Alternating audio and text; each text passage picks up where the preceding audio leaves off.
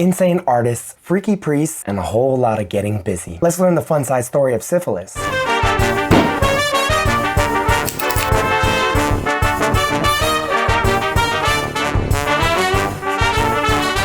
Today, and always, Fun Size History brings you compact history for your busy day. Let's start with earmuffs, kids. Yep, for the whole video. Go on. Syphilis is a venereal disease, STD, whatever they're calling unsafe hanky-panky these days. Fun stuff, really. Not really. Once contracted, symptoms begin as a skin rash and general genital unpleasantries. General. This can be accompanied by soft tumors all over the body until the best part. Around 15 years later, eating through bone, causing insanity, and then you die. Not to worry, penicillin clears it right up. But before penicillin existed, worry. While there's some debate in the medical community about when syphilis first appeared, Europeans started noticing a disease with these symptoms around the 1490s. Now, I hate learning history based on dates, but here you might remember a very important one. That's right, 1492. Since the timing kind of coincides, the prevailing theory right now is that syphilis was a New World disease that Columbus and his sailors brought over after their first voyage. Columbus was once considered a hero, but now he's thought of as a total dick. The truth, as always, is a little bit in the middle. Still, he probably wasn't much to write home about or name a country after. A few cities, a day, a district, currency, you get the point. Too much Columbus. Anyway, he was convinced that the islands that he found would just crap gold, and he absolutely brutalized the native population to extract that gold. Along with crushing the natives came sexual relations, and that took the form of horrifying sexual assault, but also consensual contact. There's that a little of both again. Sources say that some of the women were given as gifts, but the native women may have seen themselves as the main deciders in initiating these relations. This theory is bolstered by the fact that today, among several Amazonian peoples, women play the central role in sex and pregnancy, having multiple partners, with the men just being peripheral in a situation where they have multiple paternity. But I digress.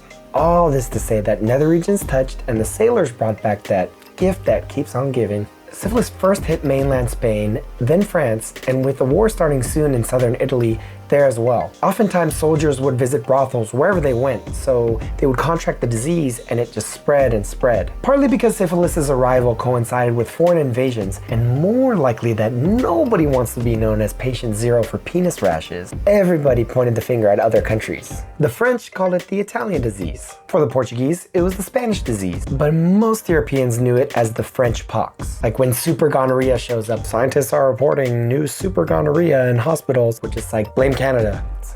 So what were syphilis's larger effects on history? Plenty! Incredible effects! Syphilis played a role in revolutionizing the fields of medicine, fashion, exploration, religion, and may have affected some of the greatest minds in history. Heck, it even caused some good old celebrity drama. Let me list the ways. First, given all the skin tumors, scars and such, it was a visual indicator that you were messing around a lot. In fashion, pancake makeup and drawn-on birthmarks were all the rage, and this may have arisen because people were trying to hide the syphilis scars on their face. Back then, Cindy Crawford, Marilyn Monroe? Oh no, bro. In religion, syphilis's appearance coincided with the time when people were getting pretty sick of the Catholic Church and talking about reforming it, and they noticed that the church had no idea how to save them from this crazy disease. On top of that, priests and nuns started showing syphilis scars on their face. Since there had been rumors forever that the clergy was freakier than everyone thought, this just confirmed those suspicions, and it pissed a lot of people off, especially the horny teenagers. What's all this wait for marriage shit? Look at you. In medicine, many voyages were undertaken to the New World to gather plants to try to find a cure for this terrible disease. The reasoning went, the disease was from there, so the cure must be there. In fact, a few years before the Jamestown colony was founded in 1610 in what's now Virginia, 2 English voyages came to the coast right north of there to gather sassafras, a plant that was considered to be a cure for syphilis. Not a cure, but damn is it perfect for a Louisiana-style gumbo. Also, since syphilis was kind of embarrassing, rich people swore their doctors to secrecy, and that actually might be the origins of today's doctor-patient confidentiality. Plenty of artists and intellectuals had syphilis. Poetry, music, total panty droppers, am I right? So of course. And a syphilitic brain being a little insane in the membrane is great for art, not just for Cypress Hill.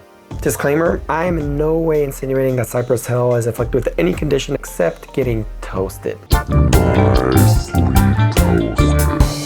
if someone was a little out there later in life, syphilis might have been the cause. Nietzsche, old, crazy, check. Beethoven goes deaf and crazy, makes great music. I'm gonna put that as a maybe. Nah, check. Accusations of spreading syphilis even caused a catfight between two celebrities in their day, the French captain Bougainville and the English captain Wallis. Both had been the first Europeans to land on the island of Tahiti in close succession. Sure enough, having never been present before, soon after the Europeans' arrival, the natives started showing signs of syphilis, which one of the ship's doctors called, quote, a disorder all too common among unthinking seamen. And he added, pun not intended. It was obvious that the Europeans had brought the disease, so each captain argued that the other nation was the culprit. They even went so far as to publish competing books in a 1700s version of Wasn't Me? Who knew this little genital marauder was so important to our past? So remember, history isn't just about kings and dates. It's just the story of you and me in different circumstances. One big soap opera. We should learn it that way. That's all for now. Tune in when you can to learn more. And, hit that like, subscribe thingy.